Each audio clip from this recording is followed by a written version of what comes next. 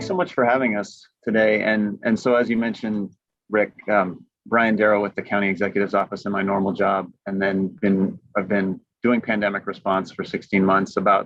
Since about December, that's been really vaccine focused.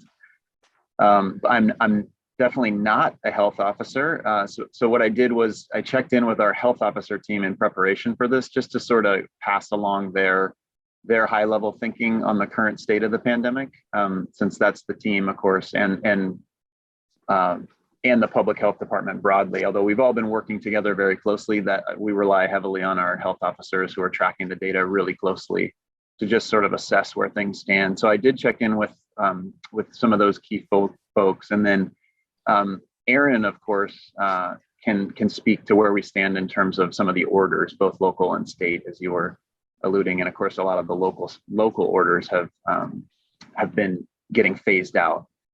So just in terms of the current state of the pandemic, we're in essentially the best place we've been in since the start of the pandemic. And a lot of that has to do with vaccinations. Our county residents have done a tremendous job of getting vaccinated. We have now more than 82% of the eligible residents. So everybody who's 12 or older, 82% have received at least one dose. The numbers are even higher, actually, if you look at the CDC, because there's slightly different denominators that get used, but the CDC tracks all the counties in the country. And if you look at those numbers, Santa Clara County is actually the highest vaccinated county of any large county in the entire country. So anyone with more than 1.5 million people, we're at the top. And so that's really just a testament to the work that our residents have done and so many other folks who've been involved in the vaccination effort. But there's been, you have to credit our residents and all of the entities that have just been jumping on this really life-saving vaccine that came online and with great speed. So we're so thankful that we have that. And of course, the vaccination numbers themselves don't do us any good unless they help us decrease the burden of disease. And that's really exactly what we've seen. So our case rates have dropped back to essentially the levels that they were in May of 2020. And even then we were doing so much less testing than we're doing now that I think we can really say that the case rates are basically down to the level that they were at the very start of the pandemic. So the one caveat to that is that we have seen in the last couple of weeks a little bit of an uptick in cases, which I'll talk about in a second. But overall, we're in a much, much safer place than we've been. Our health officers are feeling very positive about where things currently stand. And that's, of course, why folks feel like it's safe to return to work, school, and sort of near normal, almost entirely normal, with some caveats, business operations, complying with all the remaining guidelines that are out there.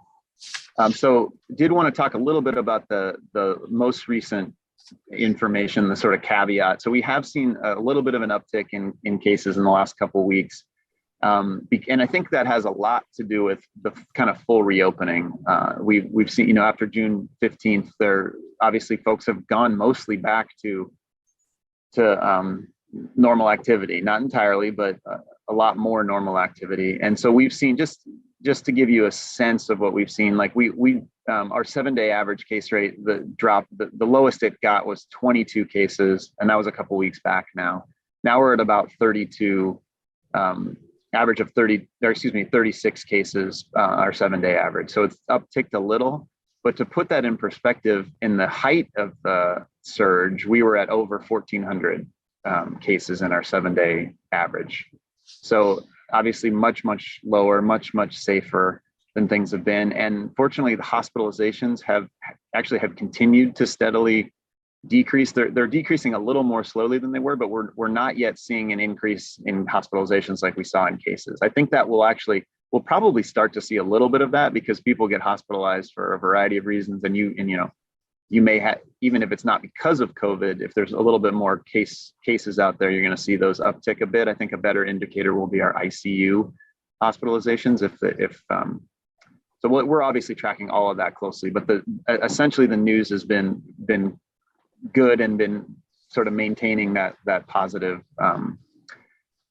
positive outcome. I do. The Delta variant is certainly on people's mind.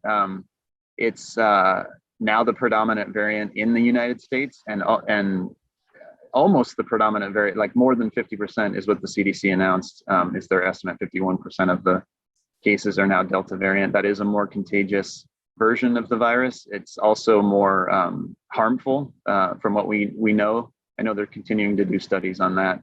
So that is certainly a worry. It's also nearly 50% of the cases, I think, in California is what we were hearing. So it's taking over for the Alpha variant, that variant that was first seen in the UK. And it is more contagious than the Alpha variant. The way the CDC looks at variants, they have variants of concern, and they really are highlighting those that are more contagious or more deadly. And so there are, the variants which are just a handful, like Delta, get extra attention. The most important thing people can do, though, is get vaccinated.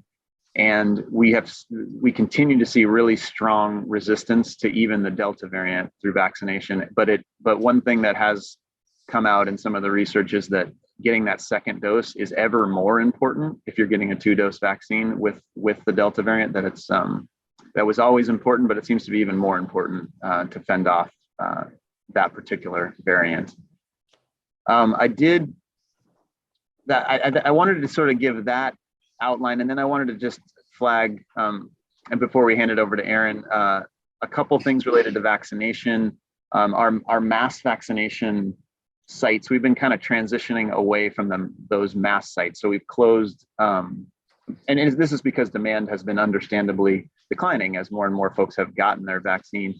But we've closed a number of our really large sites that the county health system operated. So the Lehigh Stadium site in Santa Clara has closed, the Burger Drive site in San Jose, and then yesterday was our last day at Gilroy High School. But we still have some of those sites remaining open. The Fairgrounds site in San Jose and Emmanuel Baptist Church in San Jose, which are both mass vaccination sites, will continue for the foreseeable future being open. And then we also have many of our Valley Health Center sites are taking patients, anyone from the public, so not just VMC patients. So Valley Health Center Sunnyvale is an example that's close to Cupertino. But we also, part of the reason we feel comfortable making some of those shifts, in addition to the fact that there's less folks that need the vaccine, is that more and more pharmacies and more small providers are providing vaccination now. So we have well over 200 different providers, and we're trying to onboard more and more every day. And I noticed in Cupertino, there's at least 8 different sites, several different pharmacies, CVS and other pharmacies that are offering the shots. And then, so that's kind of where we are with vaccine, and we're keeping our mobile vaccine program going. And I really wanted to highlight for this group that one of the ways that we want to continue to partner with employers is by offering worksite vaccinations if there's an interest. And so if we have a chat, I think we do have a chat. I could drop this email address in there, but if any employers are interested in a vaccine clinic coming to your worksite, if you know that you have employees who would benefit from a vaccination clinic, you can email us at this address I'm going to drop in the chat. And basically the way it works is, it's usually a 1-day event, and with a second event 3 weeks or so later to provide that second dose. And the county provides the vaccines and the clinical staff. And then employers are more responsible for the employee promotion part, and then space for the clinic and parking and that sort of thing.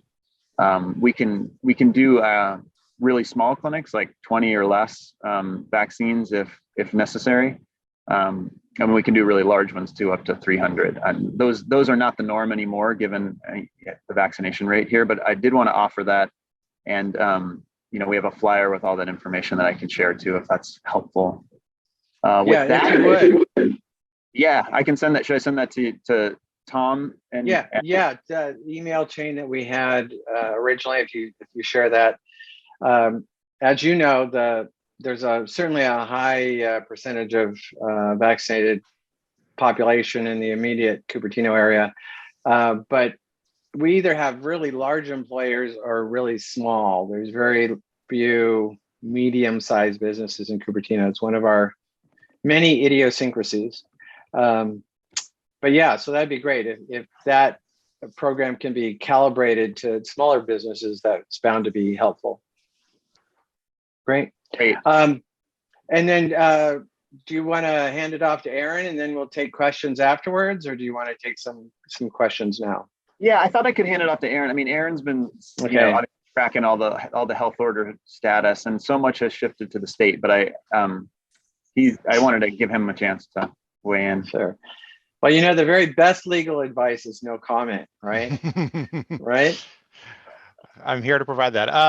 So I think I'll be pretty brief because honestly, we're in a pretty different landscape today. And so, whereas historically, over the course of the pandemic, a lot was happening at the local level, and as you all know, through county health officer orders for all businesses and governments and other entities. In today's universe, it's almost all of the regulation is occurring at the state level. And so the only regulation that remains in effect at the county level is if your particular organization has not completed 2 rounds of the vaccination ascertainment under the old health officer order. That needs to be completed, but that's it from the county perspective. What's really replaced that is the Cal OSHA and state. And were you going to jump in and ask a question, Rick? Or oh, I was just the ascertainment. That was the order that came out where employers document the vaccination status of their employees.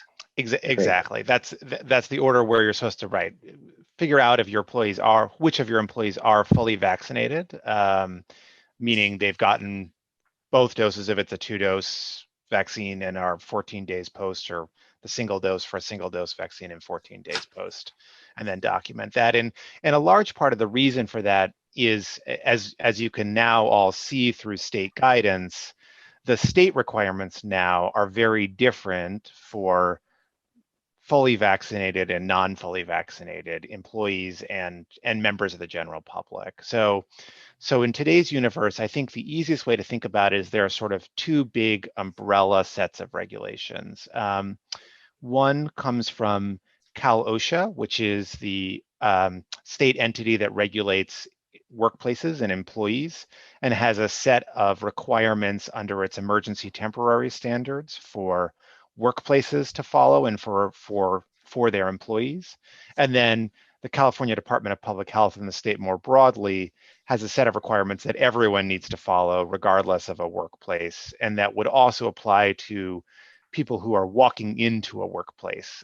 So for example, if I'm a member of the public and I'm going into a restaurant, do I need to wear a mask? Well, the basic state requirement today is there's a limited set of places where everyone needs to wear a mask: public transit, healthcare settings, K through 12 settings in schools and other youth settings, jails and other correctional facilities, and I always forget one when I do this offhand. There's a 5th place. I will pull it up while we talk. And then so that's everyone needs to wear a mask in those settings. So for example, if you go to a healthcare clinic or you go to a hospital, you'll need to wear a mask.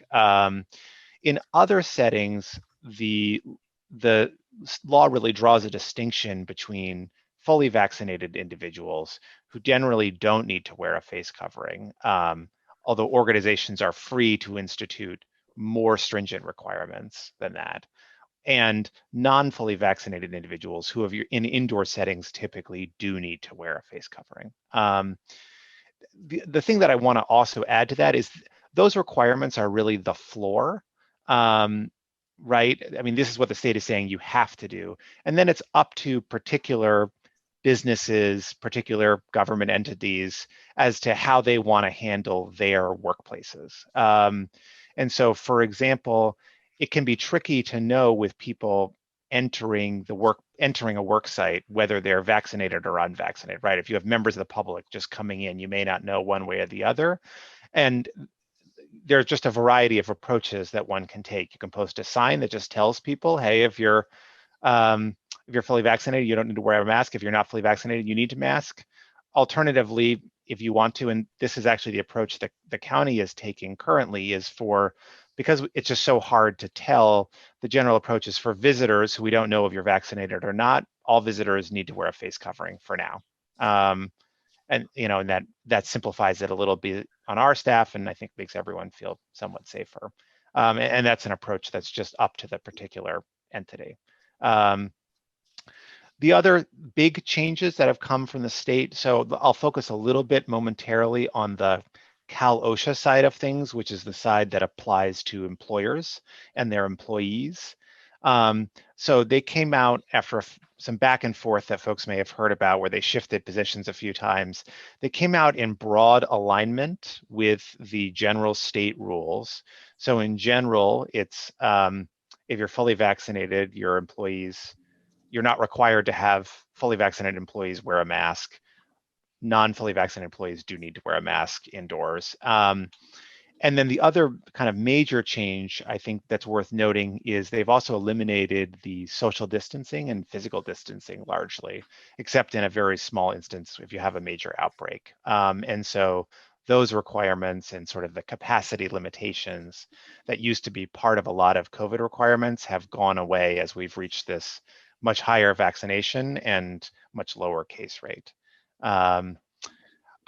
I think for most folks, those are sort of the big areas, but I'm happy to take questions, or I know Brian's happy to take questions about any of the specifics about sort of how things work. I will say that I'm a lawyer for the county, I'm not a lawyer for the state, and so I can't provide legal advice about what the particulars of the state requirements are, but I'm happy to provide sort of the general information that I just know of from my work and to try to just be sort of helpful about laying out what the general standards are.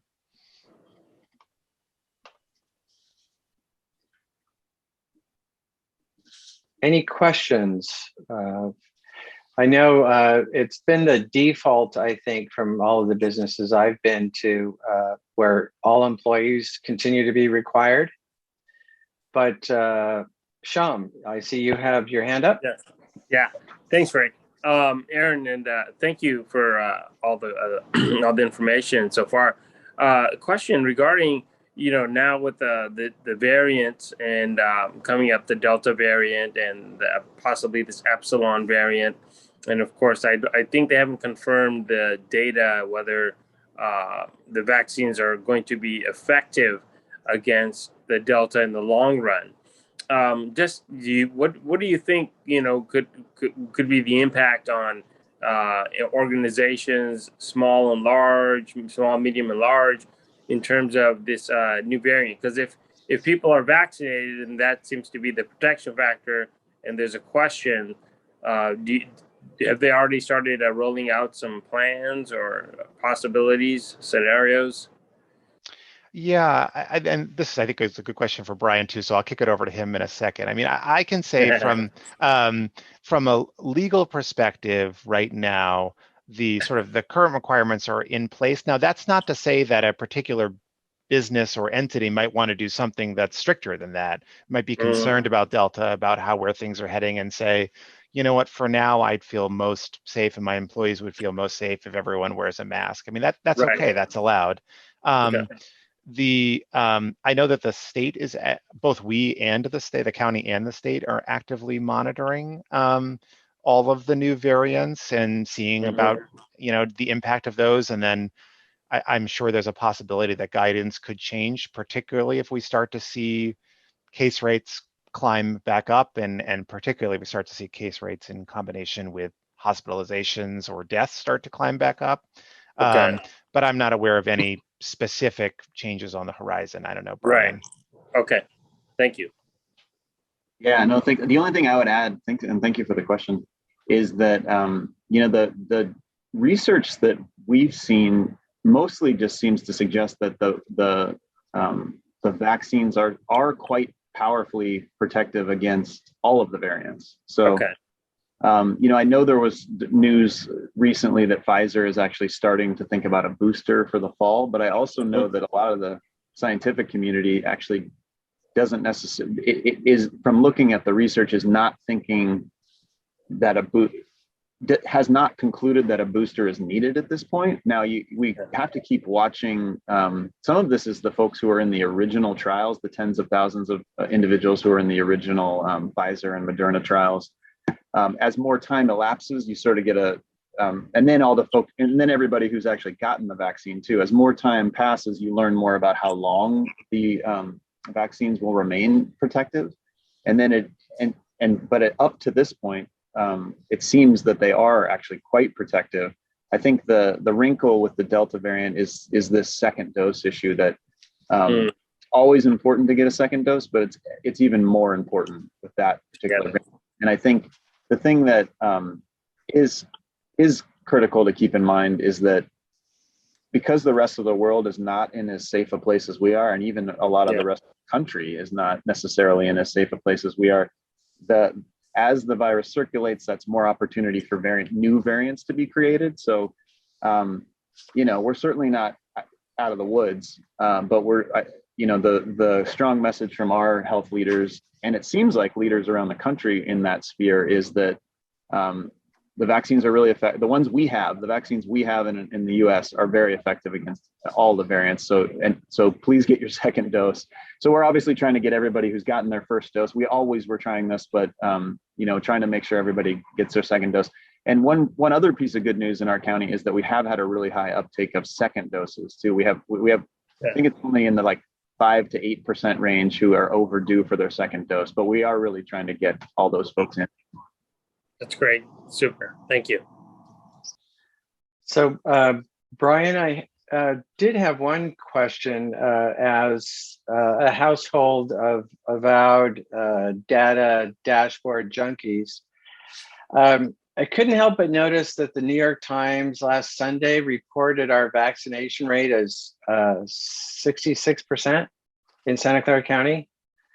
And that I know there's any number of factors. They're obviously calculating it differently than we are in the county, perhaps the entire population versus population over 12. Do you have any idea why that difference? Yeah, let me see if I can pull excuse me. Let me see if I can pull up the New York Times data.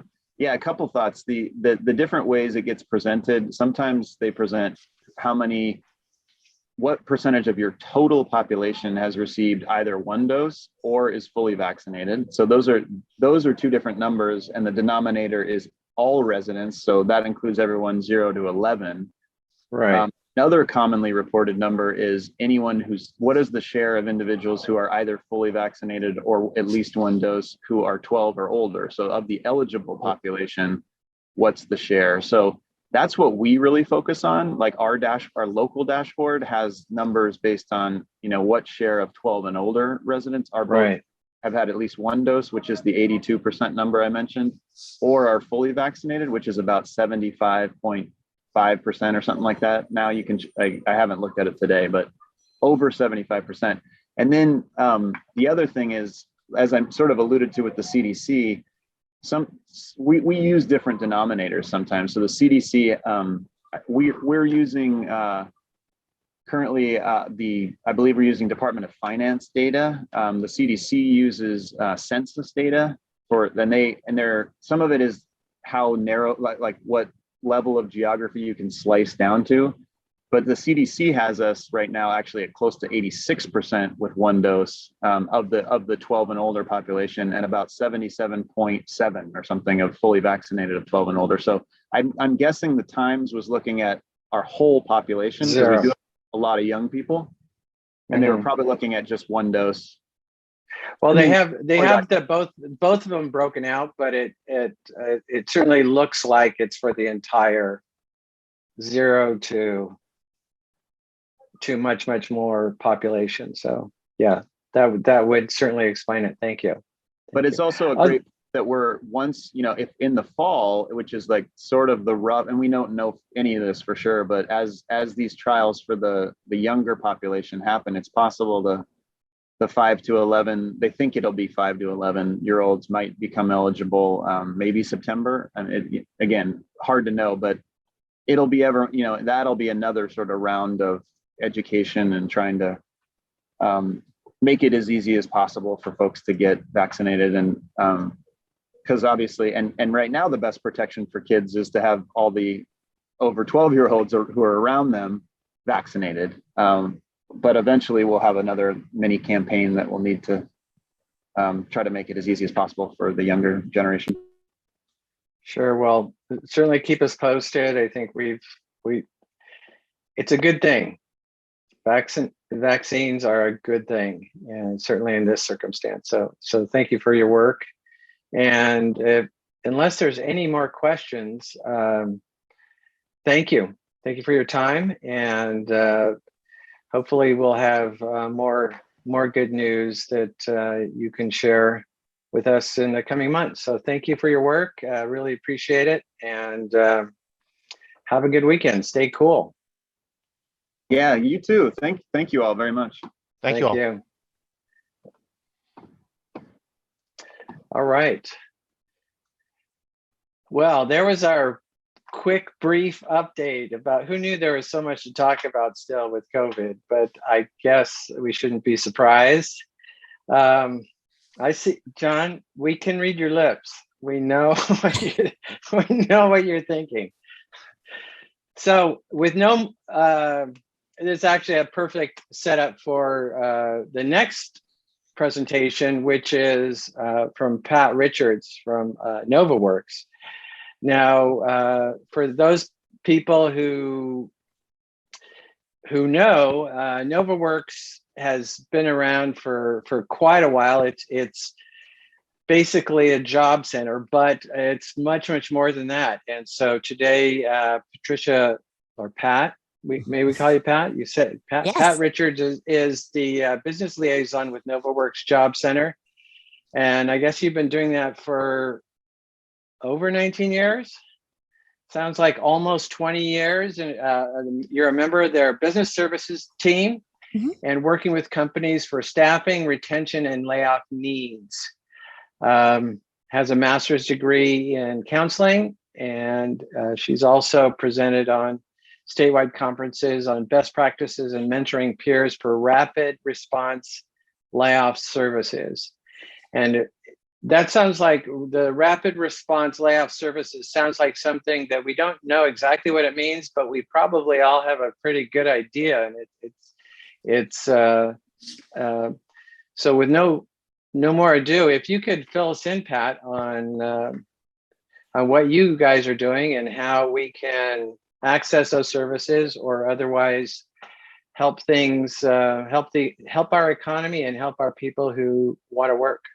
Great. Thanks, Rick, for that introduction. I would like to know how many people here do know about NOVAworks. Who's heard about us? Oh, Show of hands. Show of hands. Okay. Thank you. Well, let me go ahead. Danielle, you haven't heard? Okay. Oh, all right. I will go ahead and share the screen.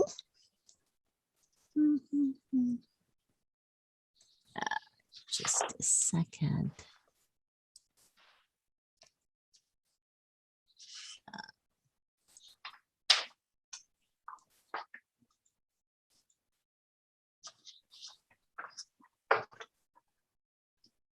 Okay, we are ready to go. I'm going to provide you an overview on NOVAworks from the business services perspective about developing the skilled workforce for Silicon Valley. So we are one of 45 workforce boards in the state of California. We have been delivering workforce services since 1983. So Rick was right. We have been around for quite a while. We serve San Mateo and the northern part of Santa Clara counties. So all of San Mateo, and then the northern part of Santa Clara County, San Jose, Gilroy, Morgan Hill, that is managed by a counterpart federally funded called Work to Future. Some of you might have heard of that organization. We have job centers located in San Mateo and Sunnyvale. I actually work out of the Sunnyvale office. This has all been remote services since March of last year when COVID happened. So we are now looking, though, about doing a reopening actually next week, by appointment. So I'll share a little bit more information on that. The core funding is provided by Workforce Innovation and Opportunities Act, which means Department of Labor funds. And we also go after special funding from the state as well. And we also go after special grants as well. So we have a grant writer on staff. I'll talk a little bit more about that. We partner, though, with economic development, chambers of commerces. EDD is a very strong partner with us on our rapid response side of the business I'll talk about. We partner, for example, with Department of Rehab, post-secondary education institutes as well, because we have training funds available, and also other community-based organizations as well.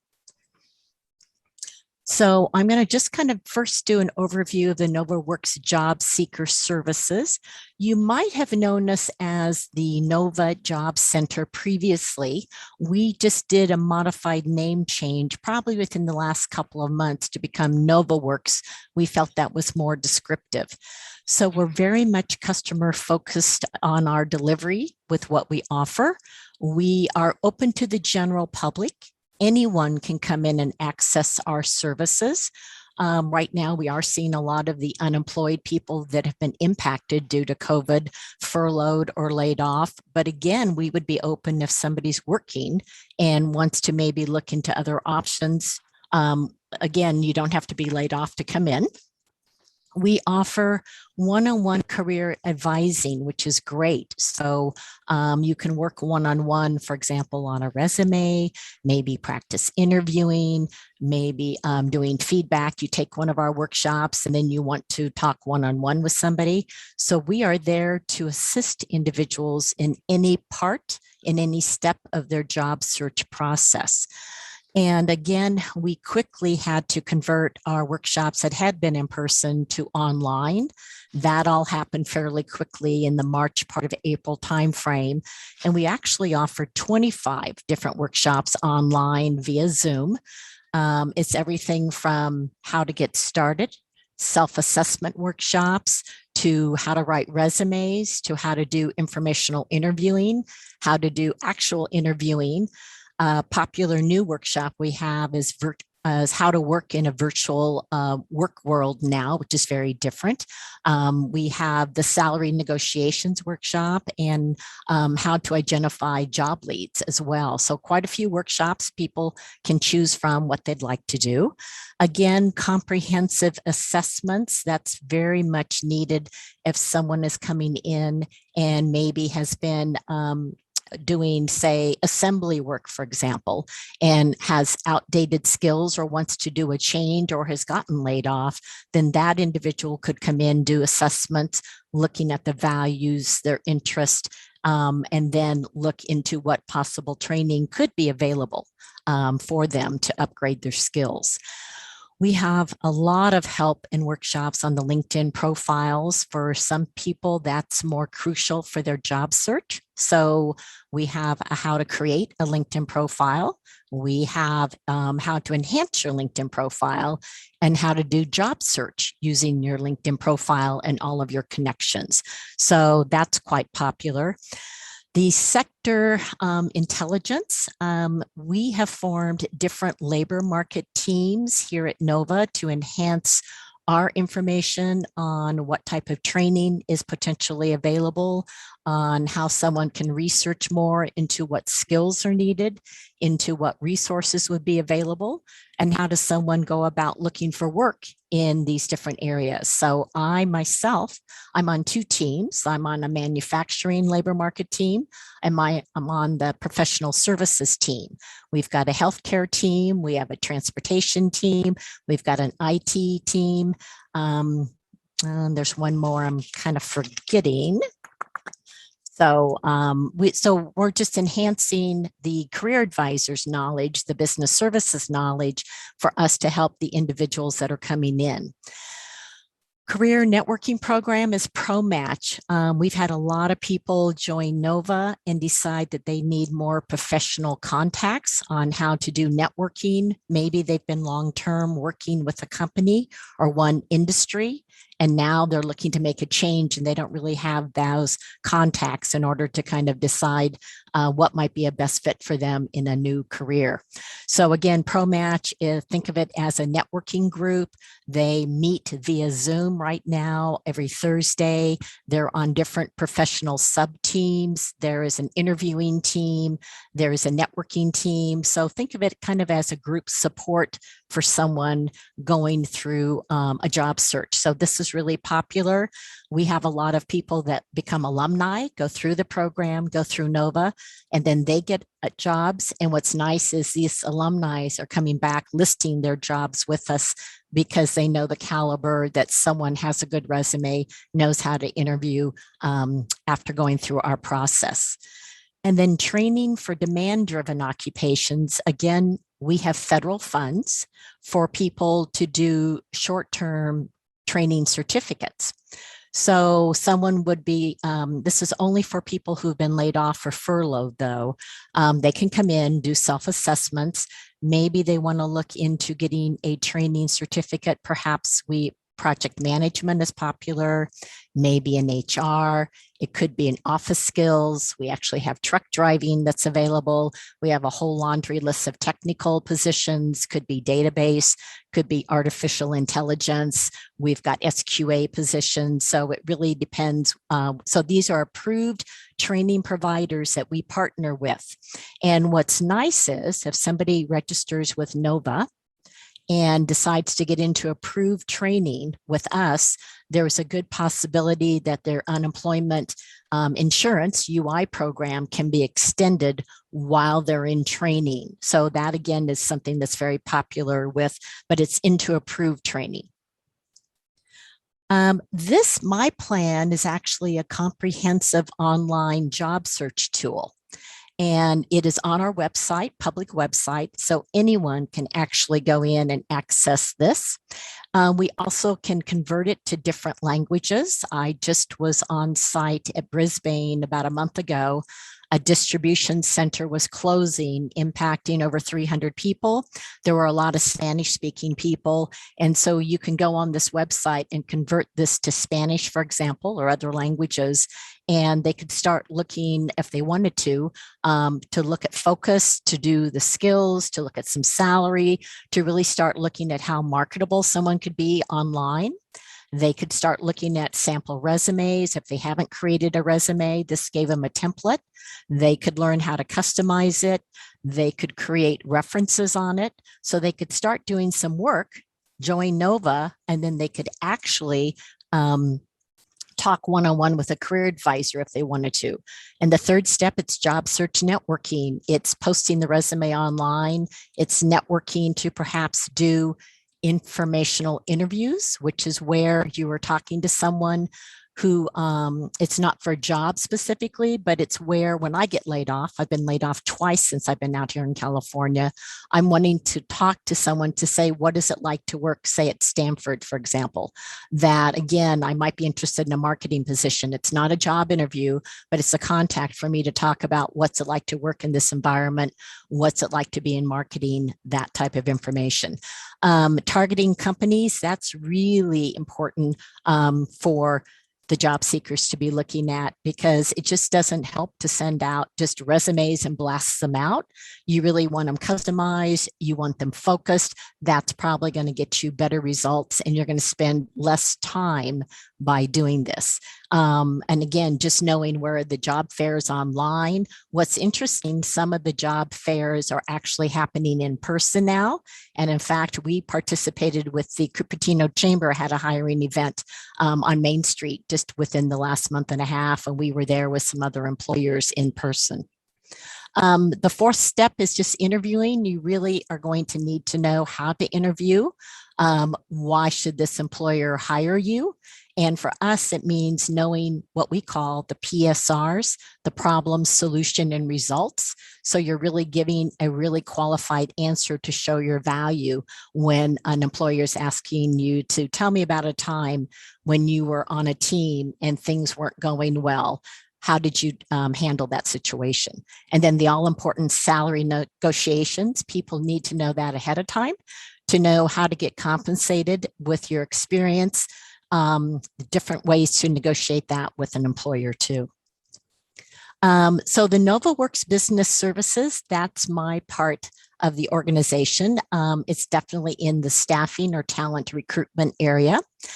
Depending on the positions or depending on the volume of jobs that are relevant to the skill level we have, we can do pre-screening of candidates for a company. But we also have what's probably more popular is our online job board. That again, it's open to the public. Any company can list on that job board. We do require at least $18 an hour to post.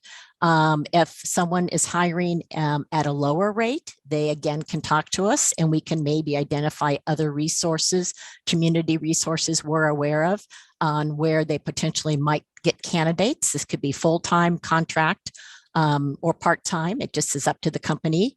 Once somebody does list on the job board, we do vet them, meaning we would have a conversation with first-time listers to find out more about the company and then to find out if there might be other hiring opportunities down the road with them. We also, because of COVID, have gone so much online is we have virtual employer spotlights when a company has a lot of openings that are relevant to our skill levels. We actually will have a webinar. We do that a lot with staffing agencies and also industry panels, for example. We've done different panels looking at industries. I'm working with San Jose Manufacturing coming up, and we're looking at offering an industry panel on that manufacturing realm and then teaming up with them. So that's something else that we're doing. We're actually teaming up with the Mountain View Chamber is offering a technology showcase in a couple of weeks in July. And we're actually doing a presentation with LinkedIn, talking about how to enhance your LinkedIn profile. We're offering a session on how to prepare for a technical interviewing. And then I'm answering live a half-hour question and answers with just anyone who has some job search questions as well. So that's another example of how we team work with chambers for a while. Referrals to community resources, again, if we don't feel like we may be the best solution, we will look at, again, giving a referral to other community-based organizations we have. It's common somebody might list with us, say in Milpitas, they have an opening, but they're also hiring in San Jose, they're also hiring in San Ramon or in San Francisco. Then again, I can partner with these other workforce development boards and let them know who they can contact in order to get their multiple locations met as well. And that's the connections with the Bay Area workforce system. We're very connected. We all know each other, and we are very committed to helping a company that has hiring needs. The pre-layoff and the outplacements, this is, again, as you can imagine, we have been quite busy and impacted with that since March of last year. Last calendar year, we actually received 222 warrants. That's official notification of companies that are either laying off or furloughing employees. We contacted everyone. We provided marketing material that could be sent out. We offered to do what we call, that term is rapid response layoff. We could do webinars for them if they were interested in doing that. So last year, it was like an avalanche dealing with all of that was happening. So that was really kind of overwhelming. But we do partner with EDD, as I mentioned. So if we do a webinar, for example, it would be an overview of our NOVA services. It would be having EDD Workforce Services present on when and how to file for unemployment. That's very important because that's money for these people. And there's been so many changes and so many extensions. And we also would talk about the training funds potential if somebody did want to get some of this federal funds for training certificates, that again was offered. So again, we were quite busy with that. I kind of did put in together a slide just for you to kind of know the Warren numbers for Cupertino. From an overall perspective was smaller for us, but I did just kind of want to run through that. The first one, All Grace, is actually Great Clips, the hair salon. Was impacted with 14 people last year. The Catalyst Family was a daycare facility that was 5 people. The California Dental Arts was 21, but they had a much larger impact in San Ramon, but they make dental supplies and teeth for dentists. So again, dentists were shut down because of COVID. So then that impacted this business as well. Lehigh Southwest Cement Company, we had 3 different warrants come in 2020, totaling 93 people. There were unions involved with this. They were furloughing people, then recalling people. So this was kind of like a moving target for us. But every time we received a warrant, we did have to respond to the HR or to the legal person, whoever created the warrant. Phil's Coffee impacted 3 people, but also at a lot of other locations. And then this current year, Lehigh Southwest Cement Company did have another warrant for 29 people. And then the other one was Target. This was for 35 people. It was the smaller Target store on Main Street. This was not COVID related. It was just down to not good performance. And in talking to HR, we provided the materials, and actually everybody was offered jobs at other Target stores in the area. There's so many Target stores within the area. So that again was a non-COVID situation. We also, besides the job seeker side of the house and then the business services, Nova's at NOVAworks is actually very involved with different industry-driven initiatives based on different grants, based on different partnerships. So a major account, no surprise, was Fly SFO Airport Industry Partnership. So, you know, COVID happened, everything was shut down. I mean, that dramatically impacted all the airports in the area. But for us, SFO is in our area. So the Business and Careers Center team quickly partnered with NOVAworks. We partnered with EDD. We partnered with the San Mateo Labor Union boards there, the Labor Council there, and we put together very quickly the rapid response webinars weekly. There were so many, that number was so large, but besides just the airport, the restaurants at the airport, the airline employees that were impacted, that were shut down, it impacted all the surrounding supporting business, such as hotels, car rentals, more restaurants. I mean, that's where it began to mushroom. All of those people were offered the rapid response weekly to come in. SFO Business and Career Center set up a special line just to handle questions. We were quite inundated, as you can imagine, for the first 4 or 5 months on this. And then now we're to the point, we're still offering the webinars, but we're down to a monthly rapid response webinar. We can do more as needed. We did special ones for union groups if they requested that. The airport is slowly coming back. They saw an increase, just due to kind of the school spring break. But again, it's not at the volume where it was before.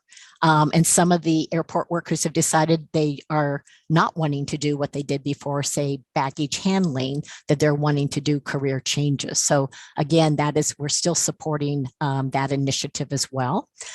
The Hospitality Industry Support Services Project, this was working with working partnerships to provide financial assistance with housing or utilities.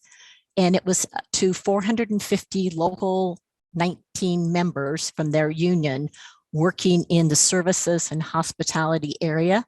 This was last year that we had this project in a special grant. Right now, we currently do have a skills-based hiring training, and that is an effort with the San Francisco Workforce Development Board and Work to Future in San Jose. And that is to share this training with the business community in order to help employers recruit talent while advancing their equality and diversity goals. And we do have some chambers that are actually wanting to go through the training and actually offer it to their members. So this is something that we're currently working with different chambers and different groups on. The Tech Apprenticeship Bay Area Collaborative, this again was an initiative to increase the number of tech apprenticeships in our area, but focusing on smaller companies to have them actually have opportunities to work with cloud and data storage companies to address the critical talent pipeline needs. And this again was special funding. That was a project that we did last year. The Vehicle to Grid Green Jobs project is a VTA and Silicon Valley prospect led a team of technical advisors in looking at the VTA's multi-year towards all electric bus fleet. And NOVAworks, we shared the data that was gathered from this project with instructors at Independence High School in San Jose, local Bay Area community colleges, and also San Jose State University, with the goal of preparing faculty and student for the new skill demands that would be associated with the clean transportation environment. And this grant ended earlier in 2021. And then we have the Amazon Web Services Certificate Partnership, and this was working with Bay Area community colleges to provide students access to the certificates and careers in cloud computing. So this was Foothill, De Anza, and Mission College have all started offering programs in this now. And then lastly, we have the Construction Trades Initiative, and this is currently still going on.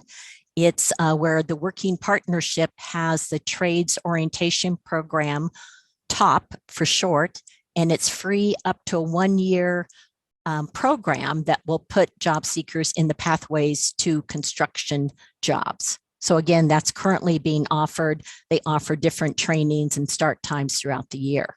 So that again is when we go after special funding, look at the needs.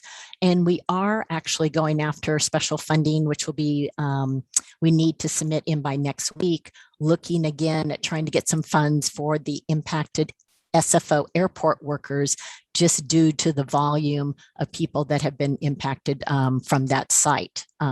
It may not ever go back to where it was, and not everybody is wanting to go back to the airport jobs too.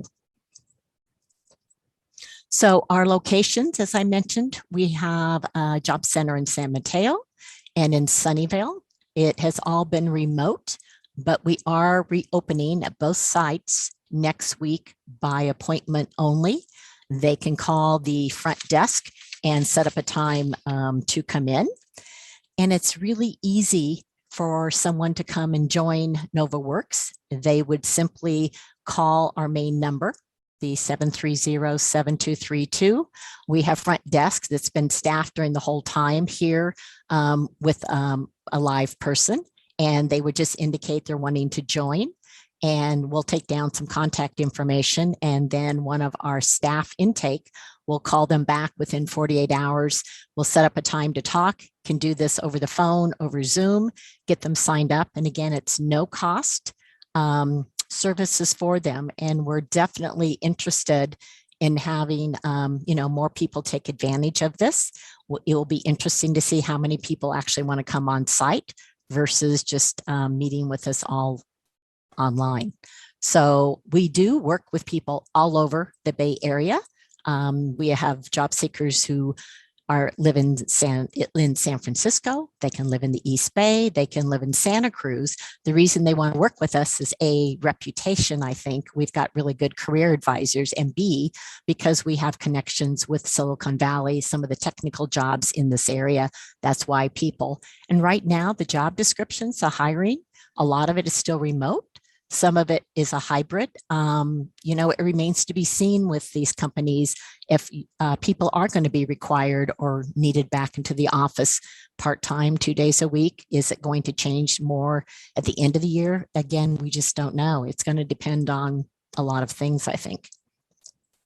That concludes my presentation. My contact is prichards@novaworks.org. And I'm entirely open for questions.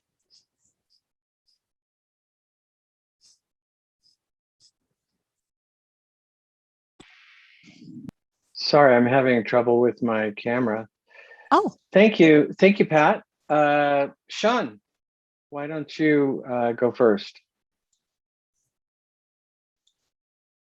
Oh, you need to unmute. Sorry, I'll forget that one. Thank you, Pat. That's a wonderful service. It's very comprehensive, and it sounds like it's really great for employees to be able to have that training and all that workshop and support. Question is, if a business wants to get involved with NOVAworks, are there fees, or how does that process work? Okay, good question. We are federally funded, so there is no cost to any company that is wanting to hire, and there's no cost to the job seeker, and there's no cost if you end up hiring one or two of our job seekers. Okay. Very good. And if you're interested and have some hiring needs, please feel free to send me an email and we can talk. Would love to talk to you. Thank you. Super. Thanks, Pat. Sure. Now, Pat, most of the businesses in the area have hiring needs. Would you recommend that they touch base with you about how NOVAworks could help them meet those needs? I am totally open, Rick. My email is there. Yes, all they have to do is reach out. They can even just go to our website, and we have a business services email that they can send into. And I have another coworker here who's a business liaison. Rhonda or I will get back to them to talk about their hiring needs. Yes. Great. And that's the prichards@novaworks.org. That would be me. Yes. Great. Okay, and I'm going to drop that into the chat. You had mentioned $18 as a wage in order to be listed, to list a position. Could you go into the background? Why 18? What's the significance of that number? Part of that really is, Rick, is due to the background and the experience of the job seekers that we have coming in. We have 45% actually have college degrees. They're probably more on the professional side, but that's not to say if somebody for retail, for example, has a part-time cashier position that pays minimum wage, I'm willing to talk to them to find out what we can possibly do to refer them maybe for a better fit so they can hire somebody. So we'll definitely do that. But it's just that our people coming in, we just felt $18 was a minimum rate to start with. Okay, great. Other questions? I don't see any. So Pat, Oh yeah, so this is Matt. This is Matt. Sorry, that's all right. Sorry. Come on in, Matt. I'm in my car and the air conditioning's blasting, so hopefully everybody can hear me. I'm parked. Don't worry. Okay, good. Yeah, so Pat, this is just a kind of a specific question because there's a lot of large businesses in Cupertino, and I was actually having a conversation with somebody from another large business who's looking to do kind of some volunteer work. And one of their goals as an organization is around, workforce development. So are there any volunteer projects that businesses can do to assist with,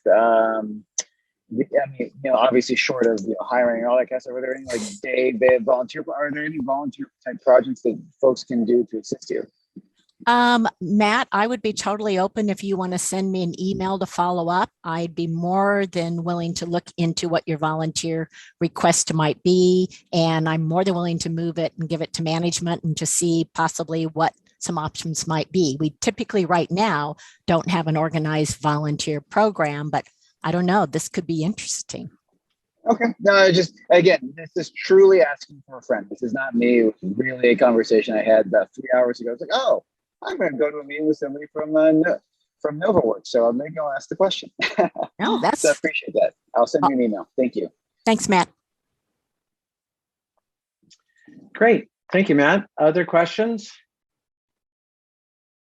Well, super. Well, we're certainly, we're on time. Thank you all for for being here today. Thank you, Pat, for the really important work that you do, have been doing, and undoubtedly will be doing in the months and years ahead. So thank you. John, we have a few minutes if there's anything you want to talk about regarding the city and city activities, business or development activities report. Sure. Let me just share my screen really quick. I'm allowed to do that. All right. Yeah, before I share the development activity report, just to let you know that staff will be going back to City Hall in a hybrid basis starting Thursday of next week. So depending on the position within the city, some of us are going back once or twice a week. Others will be there, every day, based on how essential you are to being in person. So that's one update. And then we also have more of an appointment-based system if you want to talk to folks within community development and whatnot. But we can pass on that information to the chamber once we have everything, all the links to the website and whatnot. That being said, the development activity report, what I have highlighted in yellow is really just any significant change from the prior month.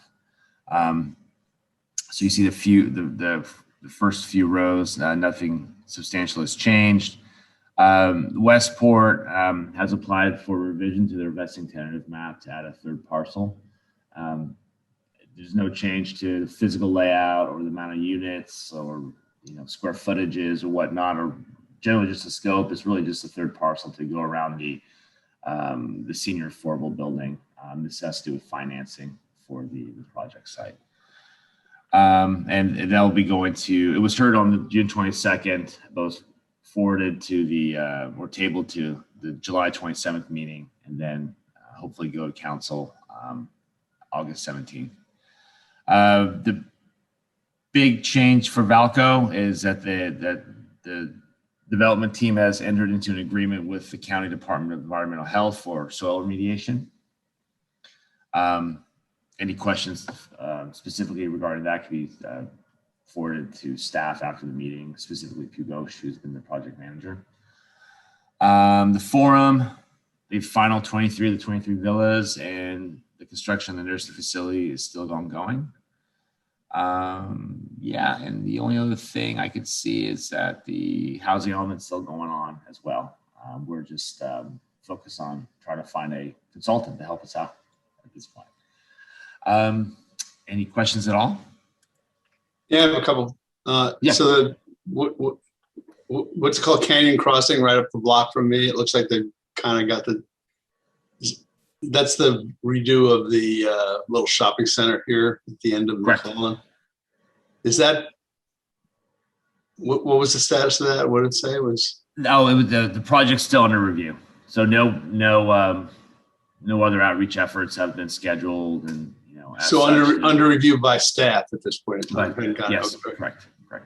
So it hasn't gone to the planning commission or? No. Yeah, Okay. it's not at that point yet. And the same with the Beta Brothers site? Exactly. Okay. Interesting. John, do you have any idea how long that will take? A lot of these are based upon how quickly the applicant responds to staff comments as well. I can get back to you, Rick. They're both of those projects are under the same planner, Eric Serrano. Feel free to reach out to him. Is Eric S at cupertino.org, or I can just following the meeting send an email to Eric and CCing you about specific updates. Yeah, I think just expectation management. Expected in a year or 2 years or 2 months.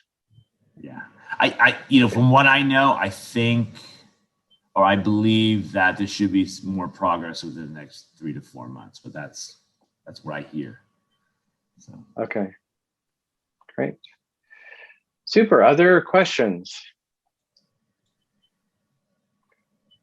Seeing none and hearing none, Thank you, John. And please thank Tom for getting the update for us from the county. You know, everyone's busy, but we're also excited to get the latest news. Absolutely. So I think that's it. Are there any events or announcements before we leave? I know at the chamber we're having one of our first in-person events, the Food and Wine Stroll, July 22nd. It's on our website. You can buy tickets on Eventbrite, or there's a discount for group tickets if you just go right to the chamber website. But should be fun. We're already where we want to be in ticket sales, but we'd like to get back to that higher level of engagement that we had just before the pandemic. So check it out Thursday after work. John, you'll need a drink and a snack, okay? And both of them will be really good. You can drop by Mara West and visit Danielle, and she'll take care of you. Awesome. All right. Super. So Rick, Great. just so you know, so festivals are back on. The city has approved festivals. So the Fall Festival is on for September 11th. No restrictions. We'll be sending out, booth information pretty soon. And I think the only festival before then is the Kids in Fun is going to be in August. So all that's coming up. It's good to see that coming back and opening up. Yeah, I know I've heard that there's an organization, the chamber is still hoping to have a night market, but arrangements are yet to be finalized. It was phenomenally successful, the one we did have. And so we need to have a big enough venue just in case. But yeah, so festivals are back, and that's exciting. That's always been a real bright spot in living and working in Cupertino.